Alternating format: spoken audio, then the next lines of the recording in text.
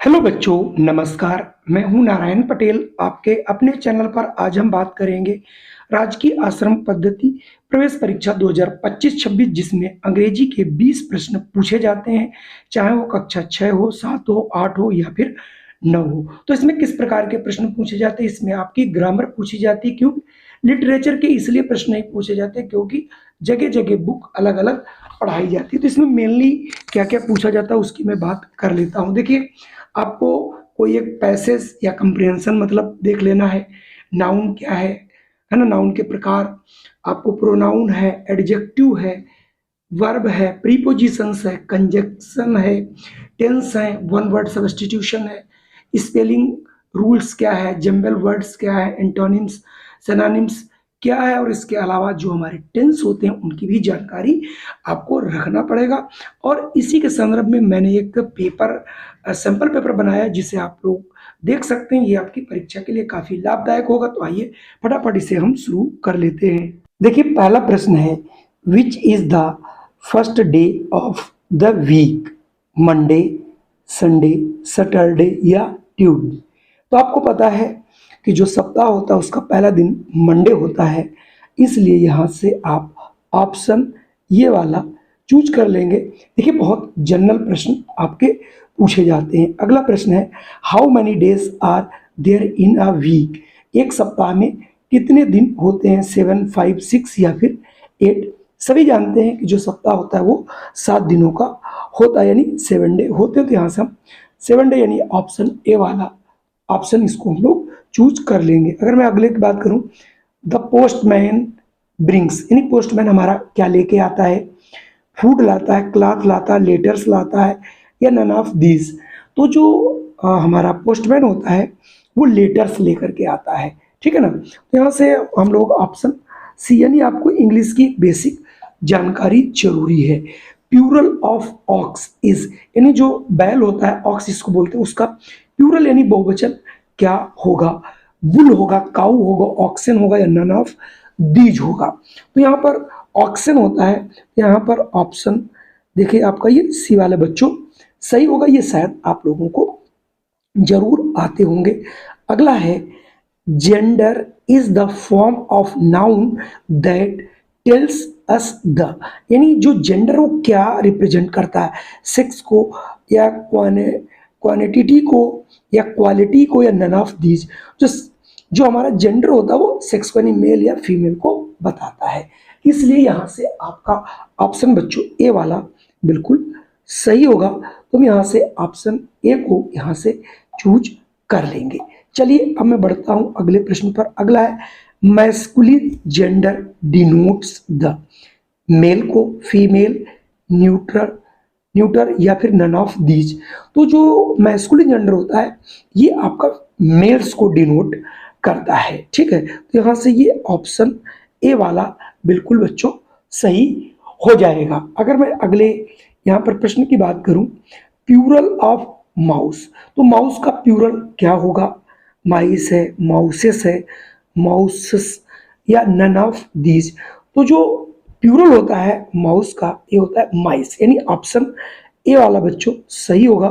तो 7 का ए वाला यहाँ से हम लोग चूज कर लेंगे। अगर मैं अगले प्रश्न की बात करूं, we keep our cloth in, हम अपने कपड़ों को कहाँ पे रखते हैं? अलमीरा में रखते हैं, बैंक में रखते हैं, टेबल में रखते हैं, या स्टेबल? तो सभी को मालूम जो हमारे कपड़े होते हैं बच्चों वो अलमीरा में रखते हैं। तो यहाँ से ऑप्शन ए वाला सही होगा। कुल मिला के आपको प्रश्नों को बहुत आसानी से बच्चों समझना है, और समझ करके आप उन तक धीरे धीरे पहुंच सकते हैं। लेकिन हाँ, इसके लिए आपको थोड़ी सी मीनिंग वगैरह जरूर आनी चाहिए।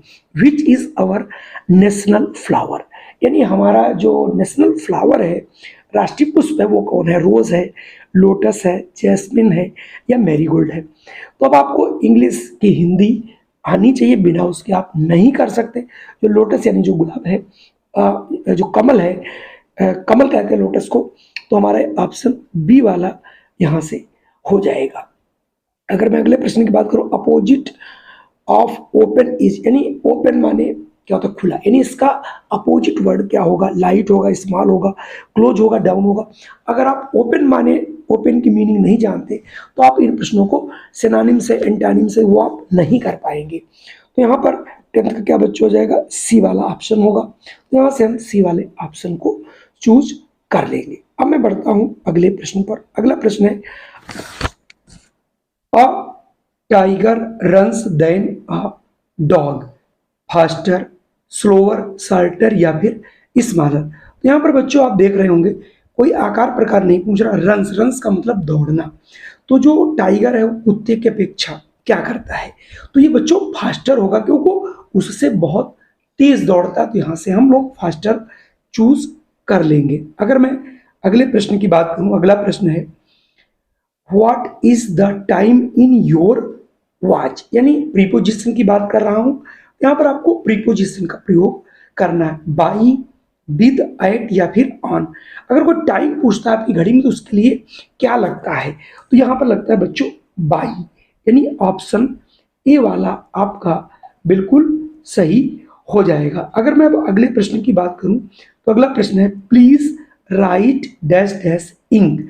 यहां पर भी आपको एक प्रीपोजिशन का प्रयोग करना है और बताना है कि कौन सा प्रीपोजिशन लगेगा, विद, इनटू, ऑफ या फिर फॉर। जल्दी से इसका सब लोग आप कमेंट करिए, और अगर कमेंट के फॉर्म में आता है with, please write with ink, तो यहां से ऑप्शन ए वाला बच्चों हमारा सही होगा। अब मैं बढ़ता हूं अगले प्रश्न पर। अगला प्रश्न है, Meena is going school dash dash. ठीक है, गोइंग के बाद इन लगेगा, एट लगेगा, ऑन लगेगा, टू।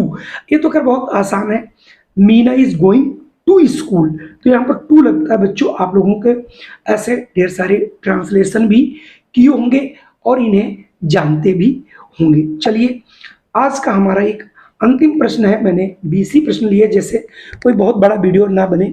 अगर आपको और वीडियो चाहिए तो आप लोग कृपया, इंग्लिश की अगर वीडियो चाहिए तो आप लोग कमेंट जरूर कीजिएगा। मैं 2 से 3 दिन के अंदर आपको 3 से 4 वीडियो प्रोवाइड करा दूंगा, जिससे आपकी तैयारी अच्छी तरीके से हो सकती है। हु रिपेयर वुडन फर्नीचर, यानी जो वुडन फर्नीचर होता है उसको कौन रिपेयर करता है, ब्लैक स्मिथ करता है, गोल्ड स्मिथ, कारपेंटर या फिर डॉक्टर।